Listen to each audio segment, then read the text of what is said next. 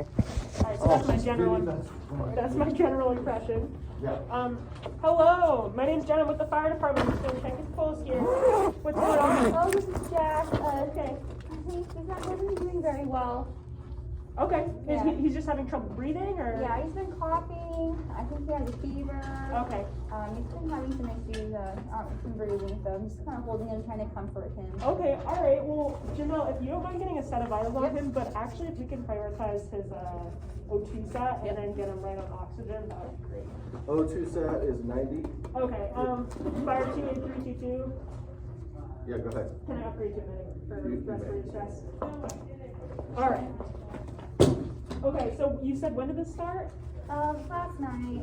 Last night, and Yeah. he's been running a fever. Yeah. Okay. It got better, but then I think it's yeah. So as you attempt to put a cuff on him, he pulls his arm away and freaks out. Oh, it's okay, Nice. Jack. It's okay. I like that. No, it's nice. I just, everyone adds a little flair to it. Alright, so. That's an order. Alright.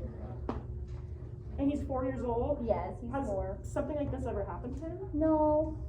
Okay. Has he had any infections recently? Been to the doctors at all? No, he hasn't. Okay.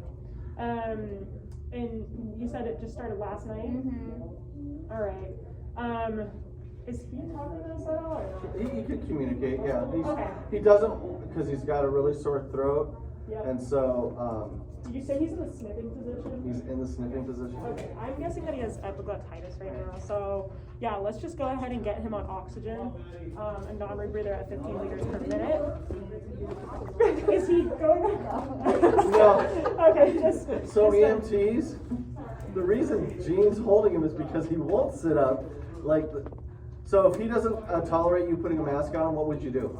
do the cup like bypass. Or what could you do with just the mask? I'll hold it. Just hold it. And who could hold it? Mom. Thank Yeah, you. we have to. That's okay. Thanks. There you go. Okay. All right, now you keep going. Okay, Mom. So we have a fever going on here, Mhm. and then respiratory trouble. Is there anything else happening today with him?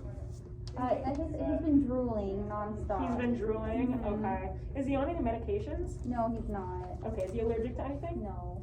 Has he eaten anything today? Yes. No, because of his sore No. throat, he just won't tolerate eating. Okay. And really, the only thing that Jean gave him was earlier this morning when she took his temperature and it was 100, she gave him something for the fever. She gave him something for a fever. Yeah, Okay. so Tylenol. Yeah. But with liquid. But even then, he said it hurt to swallow that. Okay. What's his temperature at now? It's at 98. We'll say 100. 100. Okay. What's our pulse? Pulse is 130. 130. And our respiratory rate? 30. 30. And then O2 set was 90%. Yes. Okay. And you have him on 15 liters, non-rebreather. Okay. All right. So, and you said this started last night. Was he doing anything in particular? Is that the last time you saw him totally normal, or? Yes. Okay. Okay. Actually, Jean, you saw him normal this morning. Oh, sorry. He's been, just over the last day or so, he started with a fever, complaining of sore throat. This morning when he was awake, that's when she gave the children's Tylenol, because she took the temperature, but he wasn't having the issue he has now. She went back to check on him because he's been staying in bed. He was sitting up in bed, tripod in the sitting position, and she called the pediatrician who said to call you. Okay. Stuff that I didn't give Jean because it's way too much information. Okay. So What's you- his name, by the way? Jack. Jack. Okay. Check. All right, Jean. So what we're gonna do is we're probably gonna go ahead and bring him to the hospital. The medics are gonna come and check him out just for respiratory distress. Yeah, and let's actually go ahead and just get some lung sounds on him. That's a great idea to know. All right. So we're gonna do here. Hi, Jack. All right, Jack. We're just gonna lift up your shirt and listen to your lungs, okay? You want to hear the stethoscope? Okay. I'm gonna go on the back side here. Don't touch me, it's stranger danger. Okay, Jack, try to take a breath for me. Good. And again.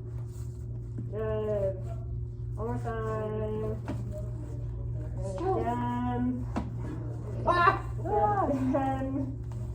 Last time. Okay. Okay, great, Jack. What am I hearing for You got a little strider in the upper area. Strider and lobes. upper, right? Okay. Jack just won't sit up for me. Jack. Okay, so at this point, I'm gonna go ahead and wait for the medics. We have him on oxygen, and I'm gonna stick with the plan of having them check him out and bring him to the hospital. Right.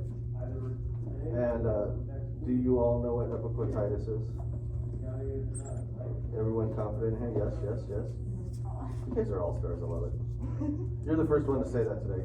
And I know I didn't talk about it on my lecture, and that was the thing that kept me up all night.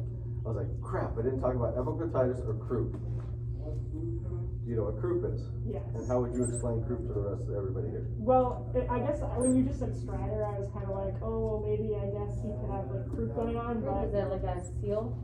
like a seal bark. Seal Yeah. bark, right. So like Dane in your class just took his kid in yesterday, day before for croup. So the way I like to, at least in my brain, think about it, right? So sniffing position drool is very indicative of epiglottitis. It will always be, from what I understand. I've only seen it a few times in my career. The seal-like bark, again, both started with a cold, fever, they got sick, but that barky cough. And typically, if you take them outside or put them in a bathroom with hot shower, the humidity or the cold helps resolve that barky cough, where this is not gonna change. This guy is critically ill. Medics are gonna take him. Okay. So, big thing about kids with epiglottitis, we just don't want to irritate them, because if they get irritated, start crying, that's going to inflame that epiglottis, that's going to cover over the airway, and then all of a sudden now you have respiratory arrest, and there's nothing we're going to do to fix it. The medics have to do their little crank thing stuff. So I like how when you said, hey, you know what, let's find out what the O2 sat is, and then probably if you really saw this kid, how standoffish he would be, you guys probably would have said, I'm not going to do Let's blood just get the pressure. medics Yeah, in. we're just not going to do blood pressure. We'll wait for the medics, have mom keep him calm. Hey mom, can you just hold this in front of him? Let him know it's going to be good, and it's at the O2 thing. So that was awesome. All right, let's do another one, just like the other one, but different. I just like.